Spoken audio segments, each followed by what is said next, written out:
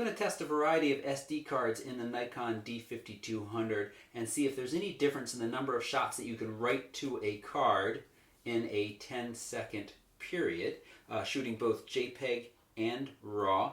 To make this test fairly scientific, all the cards have been already formatted in the Nikon, all clean. The lens cap is on. It's shooting in full manual mode. I put the lens cap on so that there's no variance in lighting or size of the images that are being saved from one to another. Manual mode on the lens, so it's not obviously trying to refocus in each of the shots, and where you're shooting in the high speed burst rate. Remember, the Nikon D5200 also does offer a lower speed burst rate. So let's get started. First card we're going to put in here is the Transcend Class 6 16 gigabyte card. And as I said, everything is set to manual, and we're going to start the timer and see how many we can get in 10 seconds.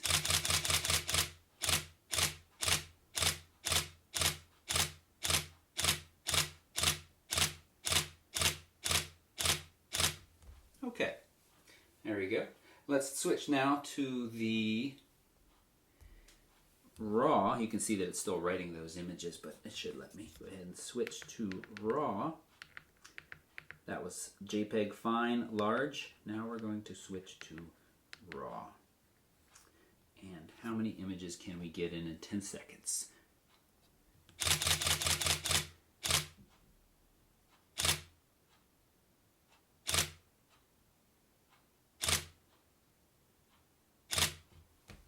Okay, that was 10 seconds. It's definitely a significant slowdown. RAW files are very large, no compression going on there, and you can see that it is still writing, so I need to wait until that green light is off right here before I can pop that card out and put another one in, and it looks like it's good. Okay, so that was the Transcend 16 gigabyte Class 6. Let's go with a Transcend. I have an 8 gigabyte. Size should not matter as far as speed goes, it's just the classes. And this is a Class 10. And to be consistent, let's go back to the JPEG. And here we go.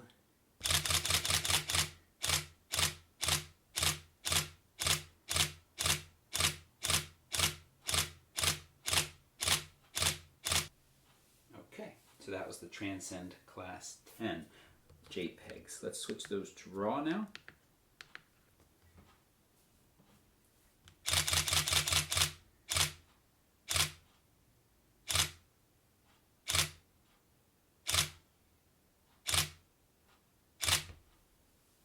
All right, and again we're going to wait until those finish writing. I didn't, to my ears, didn't detect a huge difference between the Class 6 and the Class 10 Transcend, but when I put these waveforms onto the computer, we will take a look at the differences in those.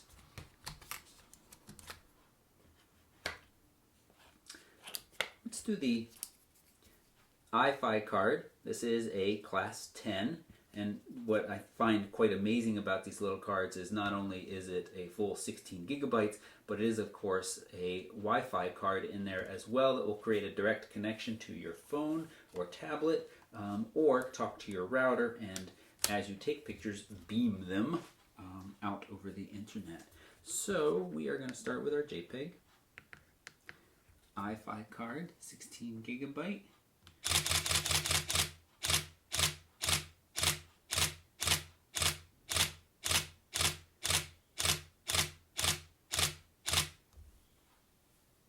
Okay. Let's switch to RAW. iFi card, RAW.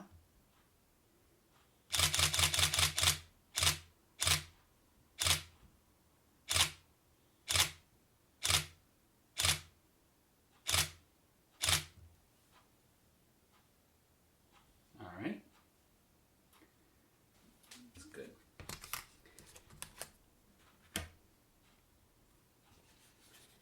Let's go SanDisk Extreme. This is the Class 10, 45 megabytes a second.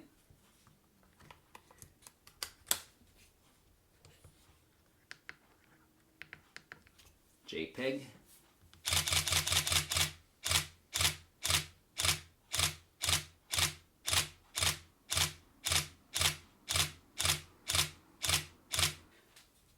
Let's do switch to RAW.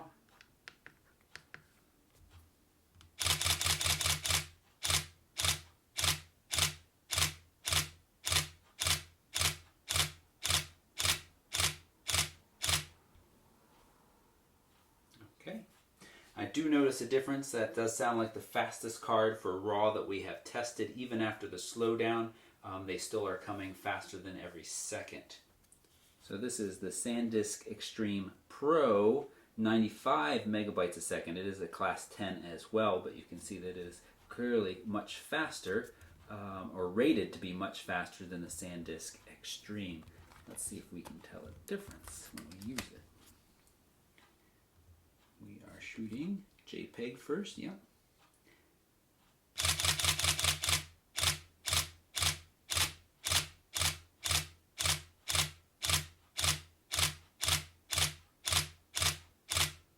You might have noticed that sometimes I do let it run a little bit longer than 10 seconds. What I will do in the video editor is I will pick from that first shutter actuation to 10 seconds after exactly. So each of these will get timed out exactly in post-processing.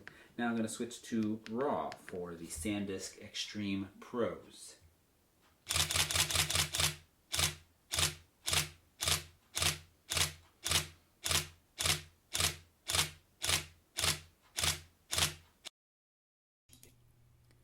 I think the information to take away from this series of tests and the results is that if you're going to be shooting JPEG, it doesn't really matter what card you stick into your camera.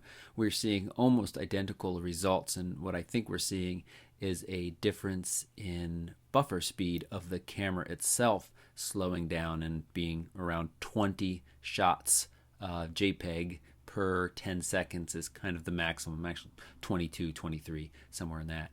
If you're going to be shooting RAW, however, we saw a very big difference between the cheaper Transcend cards in the class 10 and the SanDisk Extreme and the Extreme Pro, with that Pro being able to record almost as many shots as in RAW as the other cards were recording in JPEG.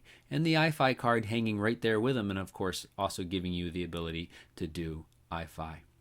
So I hope this was helpful. There are links to buy. That SanDisk Extreme I think is the best price point for your results. If you're going to be doing a ton of RAW shooting and you want those to download to the computer snappy, then you should go ahead and move up to the SanDisk Extreme Pros. If you have any questions about best SD cards for the Nikon D5200, just leave a comment down below or come over and find me on the Facebook page. I didn't do anything with video recording because honestly, all of these cards are plenty fast enough for video recording. I've never noticed any issues with any of them. Thanks for watching.